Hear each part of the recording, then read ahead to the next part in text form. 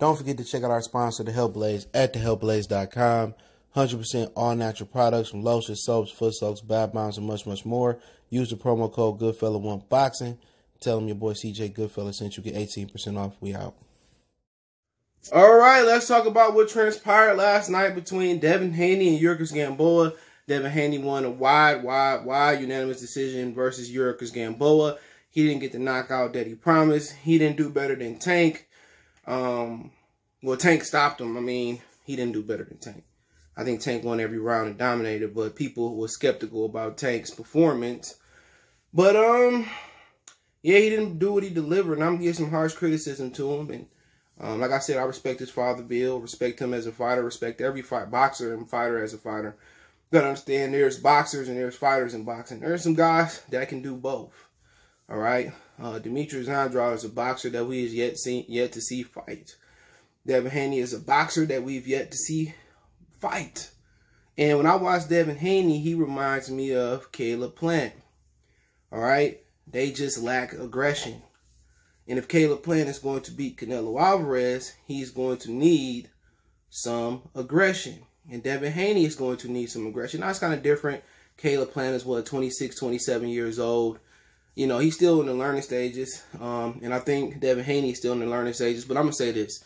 His daddy might get mad. I ain't got no problem with him. But he better get his daddy out of his corner. And I tweeted that to Irv. I DM'd him last night. So he better get his daddy out of his corner. Not saying his daddy. I'm just keeping it real. No, get your daddy out your corner.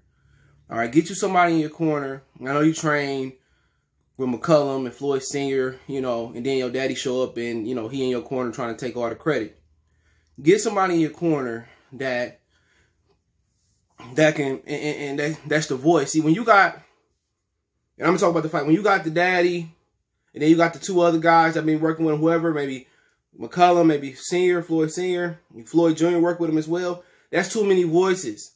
You know, you could take something from him, like Jesse Vargas, he could train with Freddie, he trained with Senior, I think he trained with Morales. That's different, because each training camp, 8, 10, 12 weeks, whatever it is for him, he's soaking that in with them. If he there for 3 or 4 fights, if he there with no fights.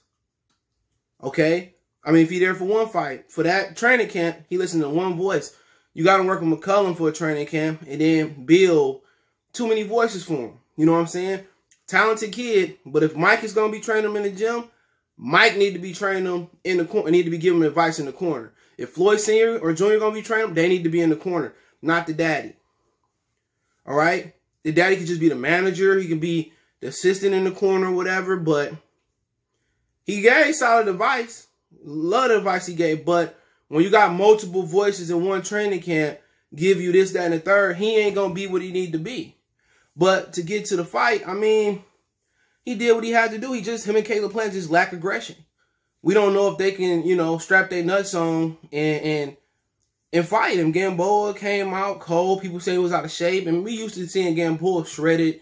He was shredded in the arm and stomach. He looked a little bit pudgy. He complained in the bubble.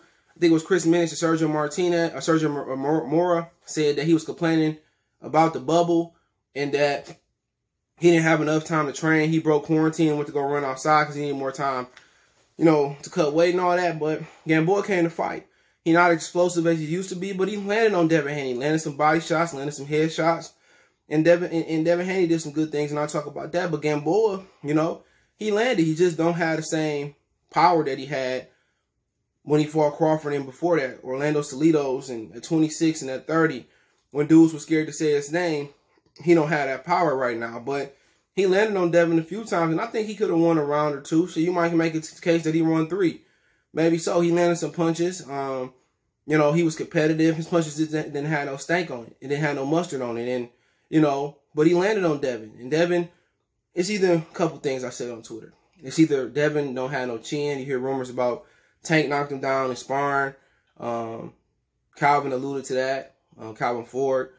And then, you know, either he don't have no chin or he's scared to get hit and that kind of thinking he ain't got no chin kind of running parallel together, or he just simply don't know how to be aggressive. And then you see Mike McCullum. Mike McCullum was a guy, you know, he was touch you to the body. He can box, but he, you know, he can fight too. And the next evolution for Devin is to learn how to fight. But Gamboa, you know, put a good account of himself out there for a guy that's as old as he is, that's, you know, maybe a weight class out of truth, you know, for a guy that no longer can really count on his explosiveness and his athletic ability like once upon a time he could. You know, you got to give credit to that guy.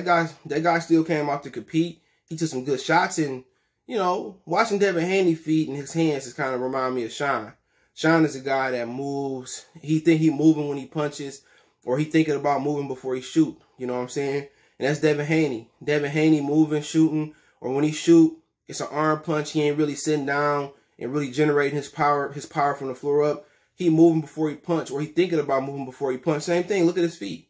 You know, his stance was wide a couple times last night. You're like, okay, he might generate some power, but he don't know how to punch, or he not confident enough to punch. He's just so worried about hitting, not get hit.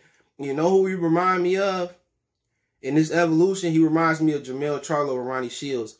You know, he was another guy that you know, I don't think he was scared to get hit looking at now, but he was a guy that was just so finesse. You know, he pivot, he stick and move, and people said, well, his performances was boring. Go watch Jamel. You know, he was early Jamel. He was sticking and moving, slick, moving around and pivoting, and, you know, he was beautiful, you know. But when you fight that style and you fighting against an aggressive fighter, the fights become closer, because in this era they tend to score the fight for the aggressor for some reason, even if it's effective or it's not effective. And he reminded me of Jamel Charlo before he made that jump with Derrick James. Now, did he go too far to the dark side? Absolutely. But then again, it worked for him. And Devin Haney, another guy, you know, sticking and moving. He got to learn how to fight. And sometimes you can't box. Sometimes you got to really get in there, strap your nuts on, dig deep, and you got to fight. You know, Andrade is another guy. You know, a lot of people know he can box, but can he fight? And for Devin Haney, he didn't show me anything last night that I really was impressed with. You know, he won every round like he's supposed to. He promised a knockout. He said a 6-round knockout. He couldn't deliver it. And I don't think it was for a lack of effort. I think it was a lack of knowledge, in my opinion. You know, I don't think he knows how to sit down, or somebody got to show him how to sit down and punch, you know, and how to sit there. You got to take chances. You know, you got to sit down and punch through the target. And older Floyd, he was doing it, even though he might throw 1 or 2 shots at a time at the most.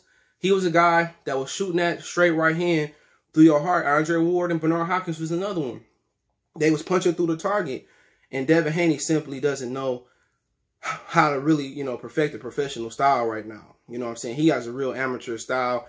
He's scoring, he's hitting. He turned the jab over to the hook. And it just didn't have no stank on it. Everything seemed like he thinking about not getting hit. He thinking about moving before he punch.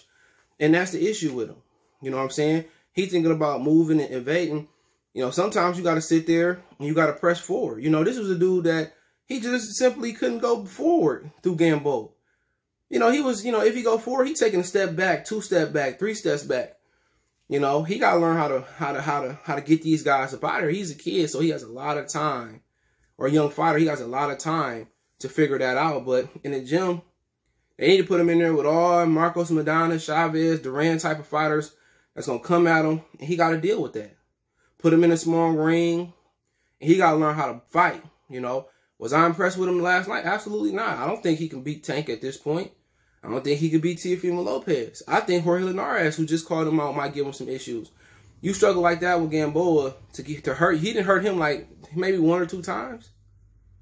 You know, and his father in there, you know, and you know, you can't mess up the bag. He in there telling him what he need to do. You know, play it safe. You know, and that's what they was doing, playing it safe. And he ain't risking it for the biscuit. He got to learn to sit down and punch. And you got to learn to be offensive. If he can't take a punch, then that's going to be an issue moving forward. Is that the problem? When he's scared to get hit? Is that the issue? You got the, man, only time will tell. Maybe some people thought Jamel Charlo was scared to get hit when he's fighting that finesse style, you know.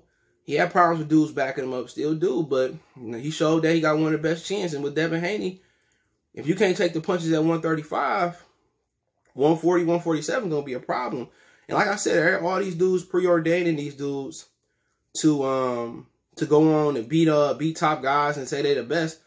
Devin Haney and Teofimo Lopez showed me in their last fight, they got a long way to go, technically. And that's okay. They 20, 21, 23, 24. It takes some time, but, you know, it ain't that Devin don't got power. It's that Devin don't know how to use his power. He don't know how to punch through the target. And, You know, if he figure it out, he figure out how to fight, how to box, he gonna be a bad dude. Today we got Mason. Mason happy Sapato gone. He do not like looking in that camera. I just found out Mason hunt rats. He was, well, the miniature side of him was bred to hunt rats. I didn't know that. When they had a mouse in my house last year, my house didn't care. He just ran around. Mason gonna be on it, so. Mason, he bad. He can fight too. Both my dogs can fight. A lot of people don't know that. Now, when it get real with a big dog, he quiet. But other than that, man, congratulations to Devin Haney. It is what it is. Let me know what you guys think. Don't forget me on Facebook, Instagram, Twitter. You can reach out if you have a business question, inquiry, sponsorship, video request. All my social media links in the description. Twitter's the fastest way, then Instagram, then Facebook, then Instagram. We got a Facebook group. Don't forget, check out the other channel, Goodfellas Sports TV 2.0. That's my channel for the live streams now and other content, because I can't go live over here right now. But that's the content over there. Check that out. Want to make a donation? Best way to donate is share the video. Hit that subscribe button, bell icon button. Cash App is CJGood313 for financial donations. That's in the description. PayPal link there as well, too, in the description. Appreciate the love, support. We gone. All right, some may not know, but we got blocked from going live because we had some of the fight playing in the background this past Saturday on the Tank and Leo Santa Cruz Carter. It was, or is it either the Yurkois fight on ESPN Plus? But it was a mistake. But now we can't go live until something change. Let something change until January 29th, basically February. So I want you guys to follow me on Sportscasters, SportsCastr, and I'll put the link in. I'll put the link in the description. That'll be the first link. Or you can follow me on Goodfellas Sports TV 2.0, and I'll be doing my live streams both there at the same time. So any live football, basketball, you know, anything in between that, make sure you check out Sportscaster for your boy. Check it out. I'll put that little thumbnail or little thing on the screen, but the link will be in the description. They monetize from day one. It's a YouTube alternative, so I will be there permanently. So I might be going live there and YouTube if I get my channel back or my live stream back at the same time. Appreciate everybody. But Goodfellas Sports TV 2.0, link in the description, and Sportcaster, link in the description. If you want to press the link, it is on sportscaster.com. It's just Goodfellas Sports, one word. Appreciate it. We gone.